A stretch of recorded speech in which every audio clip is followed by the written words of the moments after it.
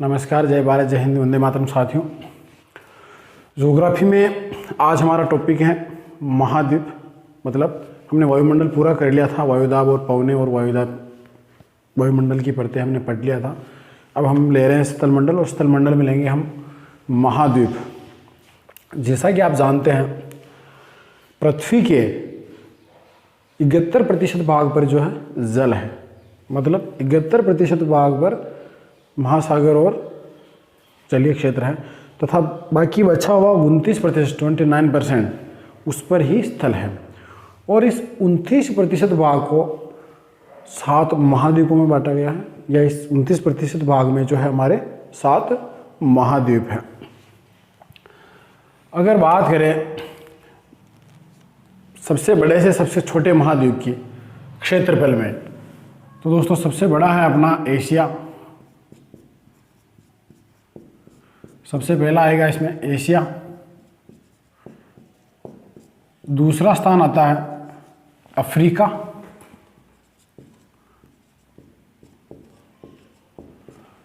तीसरा उत्तरी अमेरिका।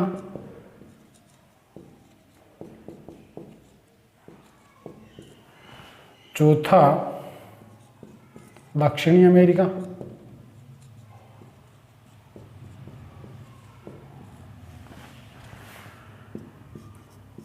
पांचवा अंटार्कटिका।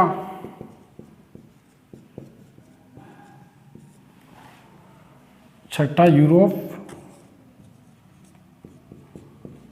और सातवां ऑस्ट्रेलिया। ये अपने महाद्वीपों का क्रम है। सबसे बड़ा एशिया है, सबसे छोटा ऑस्ट्रेलिया है। एशिया के बाद अफ्रीका, फिर उत्तरी अमेरिका, दक्षिणी अमेरिका, अंटार्कटिका, यूरोप और ऑस्ट्रेलिया। अब जैसा कि आप जानते हैं कि इन 7 में से सिर्फ 6 महाद्वीप ही ऐसे हैं जहां मनुष्य या मानव निवास करते हैं, जीव जंतु हैं। अंटार्कटिका दक्षिणी ध्रुव का महाद्वीप है, बर्फीला है, इसमें कोई जीव नहीं रहते हैं। मतलब मानव के निवास के लिए ये सुटेबल नहीं है। जनसंख्या की बात करें, प्रश्न पूछा जाता है कि जनसंख्या सबसे अधिक किस महाद्वीप में है या सबसे कम किस महाद्वीप में है, तो उनका क्रम हो जाएगा दोस्तों। सबसे पहले एशिया, फिर 2 नंबर पे आ जाएगा आपका अफ्रीका,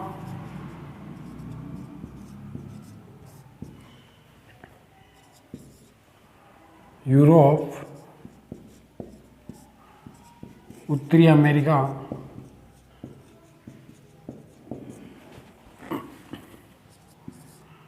दक्षिणी अमेरिका,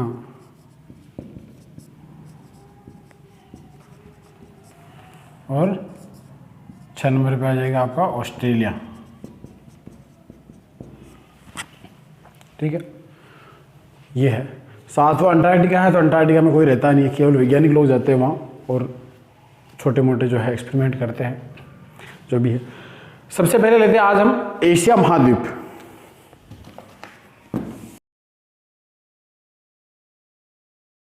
पहला अपना एशिया। बात करते हैं इसकी विशेषताओं की, तो एक तो यह सबसे बड़ा है, सबसे बड़ा महाद्वीप है। ठीक है। दूसरा, इसको विषमताओं का महाद्वीप कहते हैं, विषमताओं का महाद्वीप।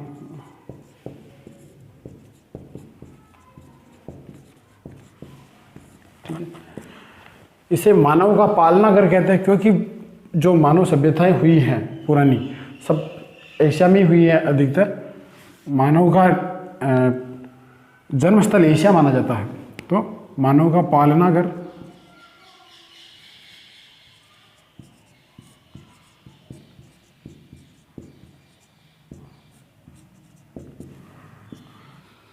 सभी धर्मों की आद्य भूमि। कारण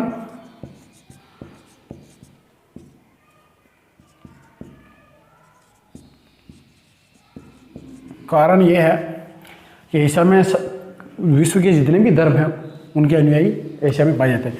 अगली विशेषता, पक्षियों का महादेश भी कहते हैं इसको, पक्षियों का महादेश।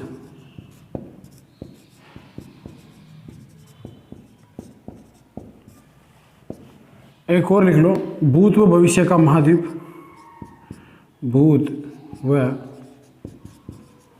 भविष्य का महाद्वीप।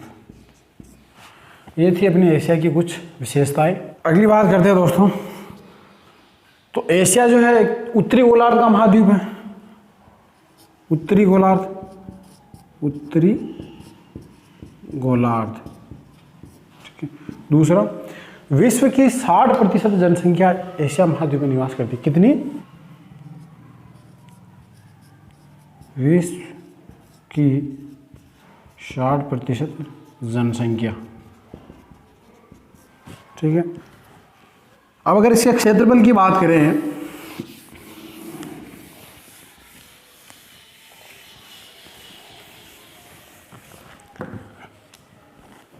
क्षेत्रफल 439,99,000 किलोमीटर, कितना है? 439 और 99,000 किलोमीटर, ठीक है। विश्व का कितना है? 30%, विश्व का 30%, ठीक है। अक्षांशीय देशांतरीय विस्तार की बात करें, विस्तार, तो विस्तार की बात करें तो 25 डिग्री पूर्व से 170 डिग्री पश्चिमी देशांतर। अब इससे आप समझे कुछ, इसका मतलब यह है दोस्तों कि जैसे ये आपकी पृथ्वी है, ठीक है, ये 0 डिग्री है देशांतर, इसके अपोजिट में उस तरफ जो है 180 डिग्री है। तो अब ये स्टार्ट कहाँ से हो रहा है? मान लो ये 0 डिग्री है, ये 10 डिग्री है, ये 20 डिग्री है, तो ये यहाँ से स्टार्ट हो रहा है, ठीक है। अब यहाँ से ये इस तरफ नहीं है, ये पूर्वी देशांतर है और ये पश्चिमी है। अब इसका मतलब ये नहीं कि 170 डिग्री पश्चिम ये यहाँ से इधर आ रहा है, ये ग्रीनविच को पार नहीं कर रहा है। ग्रीनविच के राइट साइड में पूर्व की ओर इस तरफ जाएंगे अपन, तो इसके ऑपोजिट में इसकी सीध में 180 डिग्री आएगी ना, वो क्या आएगी? पूर्व। अब इससे 10 डिग्री इधर, मतलब इस जगह 170 डिग्री आएगी पश्चिम, वहां तक जो है इसका विस्तार है। मतलब आप अगर इस तरफ आओ तो यहाँ आपका जो है वो अमेरिका वाला पार्ट आ जाएगा, ठीक है, पूर्व की ओर। तो कितना हो गया इसका? 25 डिग्री पूर्व से 170 डिग्री पश्चिम। अब मतलब कुल कितना हो गया ये कुल हो गया आपका 145 प्लस 10, 155। कितने हो गए? 155 डिग्री देशांतर। कुल देशांतरी विस्तार कितना हो गया? 155 डिग्री देशांतर।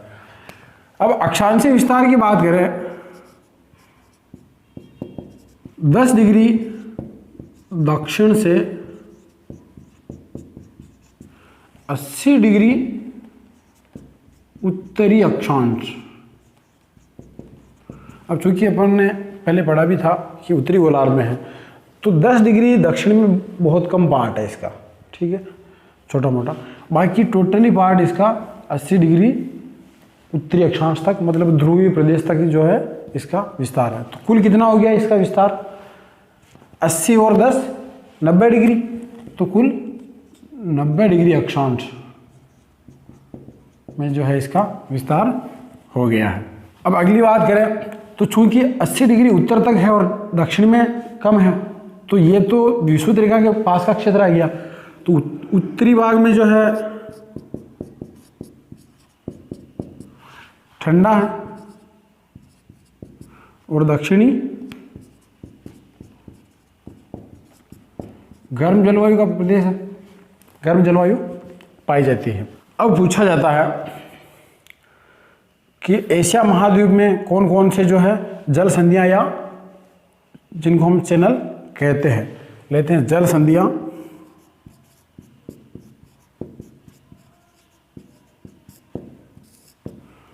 ठीक है, पहले ले लो आप ग्रेट चैनल,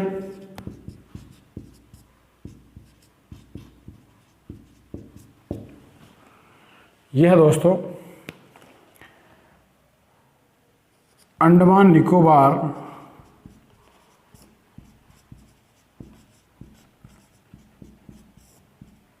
व इंडोनेशिया के मध्य, इंडोनेशिया, इनके बीच में ये जल संधि है। दूसरी ले लो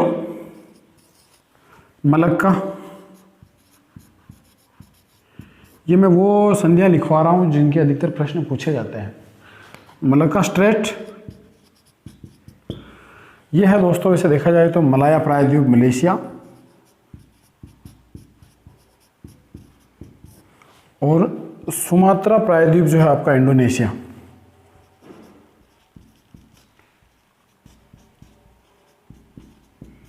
सुमात्रा द्वीप है, उनके मध्य यह है। तीसरी ले लो सुंडा स्ट्रेट,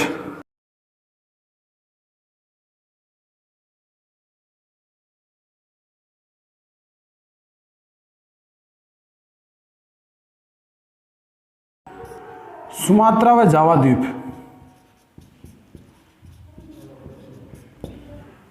एक और ले लो कोको चैनल,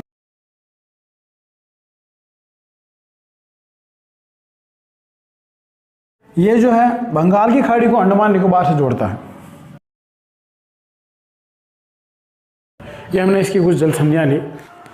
अब बात करते हैं कुछ झीलों की। तो एशिया की प्रमुख झीलें,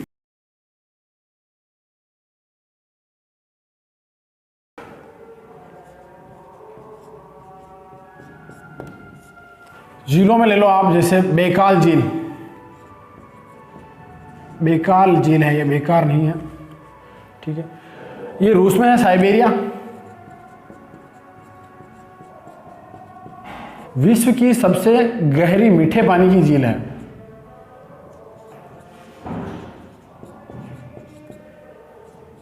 सबसे गहरी है और मीठे पानी की झील है ना, मीठे पानी की। अगर इसकी गहराई की बात करें तो इसकी गहराई है दोस्तों 1620 मीटर। दूसरी ले लो आप कैस्पियन सागर,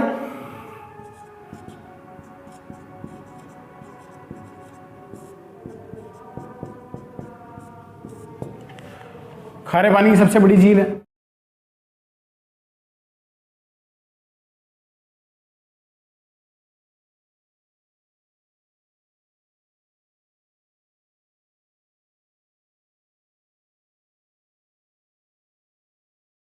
फिर ले लो आप वान झील,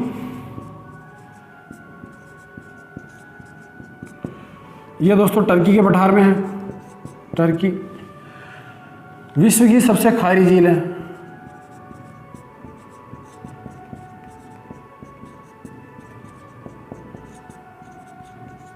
और इसकी जो लवणता है ना वो 330 प्रति हजार,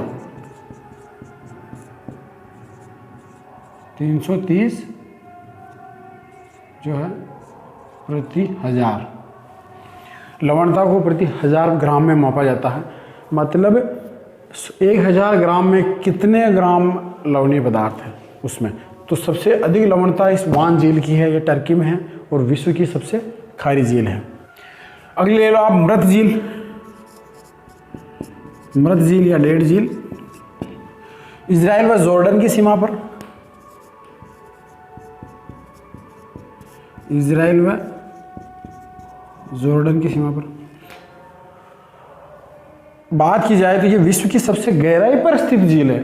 गहरी तो वो हो गई, ये गहराई पर स्थित, किसी गहरे स्थान पर स्थित झील है, सबसे गहराई पर। और बात करें गहराई की तो 403 मीटर की कहते हैं इसकी। अच्छा, इसको एक और नाम है सी ओ पीस,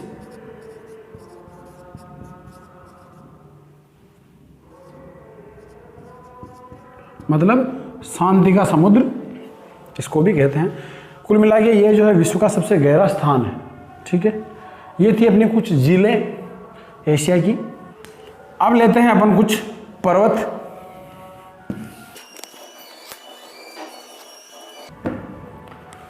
पर्वत, बात अगर पर्वतों की जाए तो सबसे पहले हिमालय याद आता है।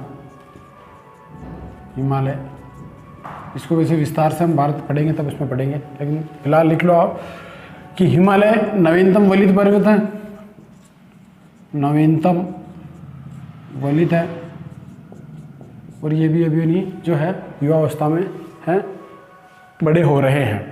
अगली बात की जाए काला पर्वत, ब्लैक, ये पाकिस्तान के उत्तर में, पाक के उत्तर में। आगे ले लो आप हिंदू कुश पर्वत, ये जो है दोस्तों अफगानिस्तान,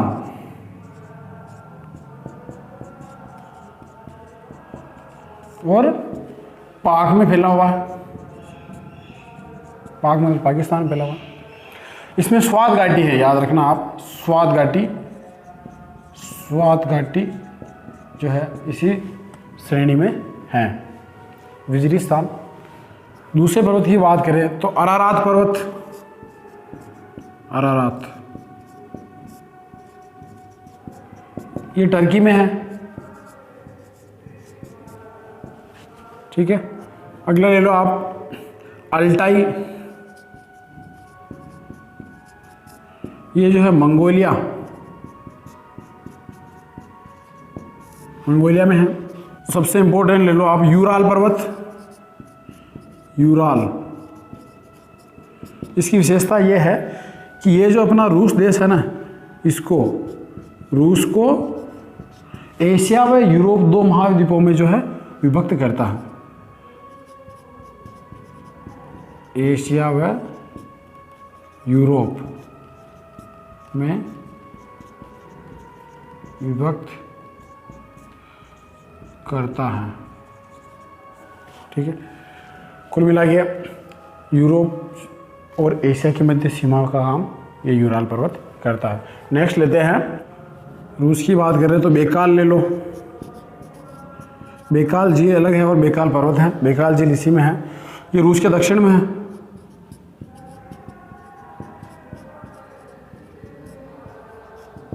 और ये यूरोप, यूराल और बेकाल के मध्य जो है ईरान का पठार है। इन दोनों के मध्य क्या है? इन दोनों के मध्य ईरान का पठार, जो कि मरुस्थल है, और इसे दाश्क ए कबीर भी कहते हैं। दाश्क ए कबीर, दाश्क ए कबीर कहते हैं। ये थे दोस्तों अपने कुछ पर्वत एशिया के। पर्वत के बाद ले लेते हैं पठार। बात करें दोस्तों पठार की तो सबसे पहले आता है पामीर का पठार। ठीक है, सबसे विश्व का सबसे ऊंचा है, सबसे ऊंचा। ठीक है, कितना है? 7,500 मीटर। कहाँ है? तजाकिस्तान, ताजिकिस्तान, ताजिकिस्तान भी कहते हैं इसको। ठीक है, और इसका नाम है ना, सबसे ऊंची चोटी, इसका नाम है पीक कम्युनिज्म।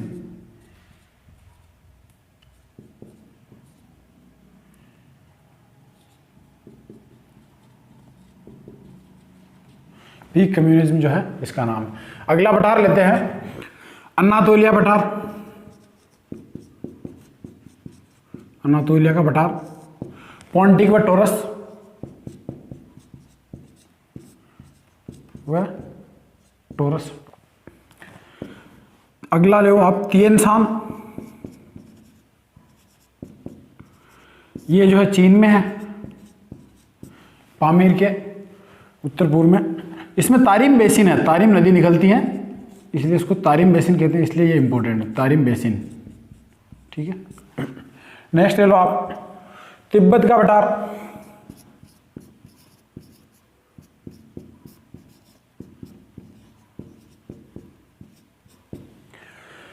हिमालय व काराकोरम के मध्य,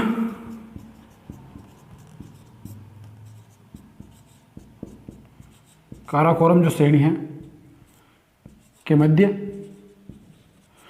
विश्व का सबसे बड़ा पठार है, वो सबसे ऊंचा था पामीर। ये विश्व का सबसे बड़ा पठार है, विश्व का सबसे बड़ा पठार। एक इसका और उपनाम है, इसको चीन की दीवार भी कहते हैं, चीन की दीवार। तो ये थे कुछ अपने एशिया के पठार। अब बात करते हैं एशिया के प्रायद्वीपों की। तो एशिया में 3 प्रायद्वीप है दोस्तों, बड़े जिस भू क्षेत्र को तीनों ओर से पानी ने घेर रखा हो उसे प्रायद्वीप कहते हैं। तो एशिया में 3 बड़े जो है प्रायद्वीप है। पहला अगर बात करें तो अरब प्रायद्वीप है, जिसमें आपका जो है सऊदी अरब, यूएई और ये अरब कंट्रीज जो देश आते हैं। दूसरा है आपका भारत प्रायद्वीप, और तीसरा आपका हिंद चीन। ठीक है, क्या क्या है? 3 प्रायद्वीप। कितने हैं? 3। पहला अरब, दूसरा भारत प्रायद्वीप, और तीसरा है हिंद चीन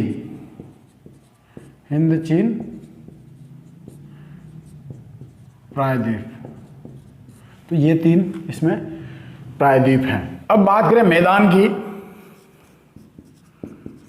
तो सबसे बड़े मैदान अगर देखे जाए तो भारत, पाक और बांग्लादेश में है। पाक, भारत और बांग्लादेश विश्व के सबसे बड़े मैदानों में जो है ये गिने जाते हैं। इनमें नदियों का जो क्षेत्र है, मैदानी क्षेत्र, वो विश्व के सबसे बड़े मैदानों में आता है। दूसरी बात, पाक को नहरों का देश कहते हैं, नहरों का। तो बंगाल को क्या कहते हैं? नदियों का देश, नदियों का देश। अगर बात करें अपन नदियों की, तो ले आप जैसे मेकांग नदी, मेकांग ये दक्षिणी पूर्वी एशिया की सबसे लंबी नदी है, और इसे दक्षिणी पूर्वी एशिया की गंगा कहते हैं। ठीक है, अगले ले लो आप यांगत्से कियांग।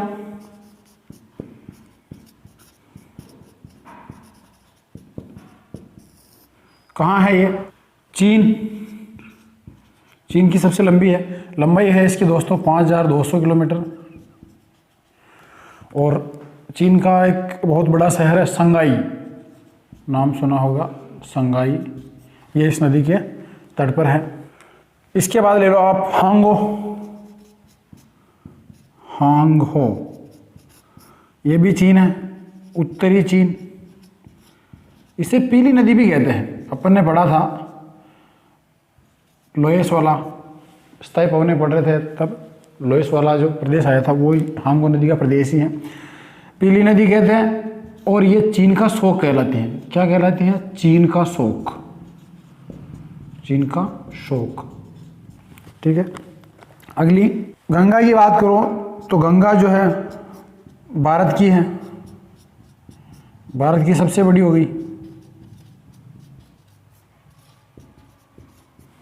भारत की सबसे बड़ी नदी।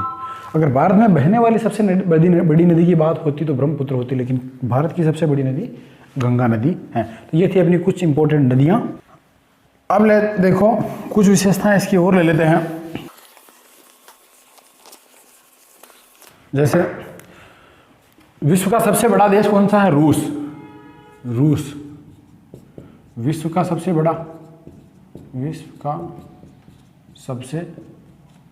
बड़ा देश एशिया में है, जो कि रूस है। ठीक है, दूसरी बात लो आप, लाओस है। लाओस को हाथियों का देश कहते हैं। लाओस हाथियों का देश।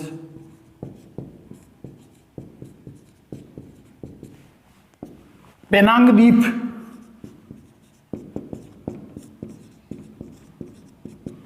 भविष्य का सिंगापुर इसको कहते हैं, भविष्य का सिंगापुर, ये मलेशिया में है। बर्मा या म्यांमार, म्यांमार पेगोडाओं का देश।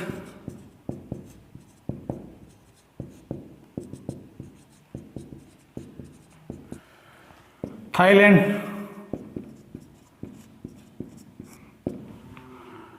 चावल का कटोरा।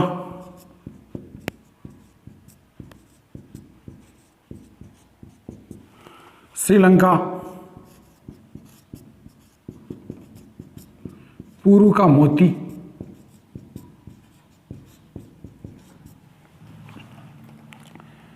रत्नों का द्वीप कहते हैं, रत्नों का द्वीप। सिंहली द्वीप भी कहते हैं, सिंहली द्वीप। बात करें भूटान की, भूटान छोटा सा देश है, तूफानों का देश है।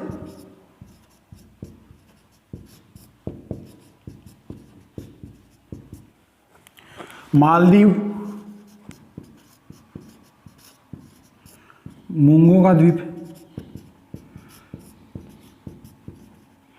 ये मूंगे जलीय जीव होते हैं जो मर जाते हैं, इनकी जो खोल बनती है उसके ऊपर दूसरा मूंगा अपनी खोल बना लेता है। इस प्रकार ये बड़े होते जाते हैं और द्वीप का आकार ले लेते हैं। इसलिए मालदीव जो द्वीप है ना, ये मूंगों का द्वीप कहलाते हैं। अगला ले तुर्की, एशिया का प्रवेश द्वार।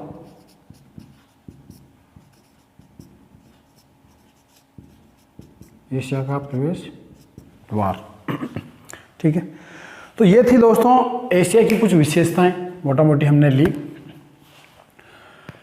इस प्रकार हम कल बाकी जो भी अपने महाद्वीप बचे उनको पूरा करके फिर अपन भारत को लेंगे डिटेल से। आशा करता हूँ आपको समझ में आया होगा।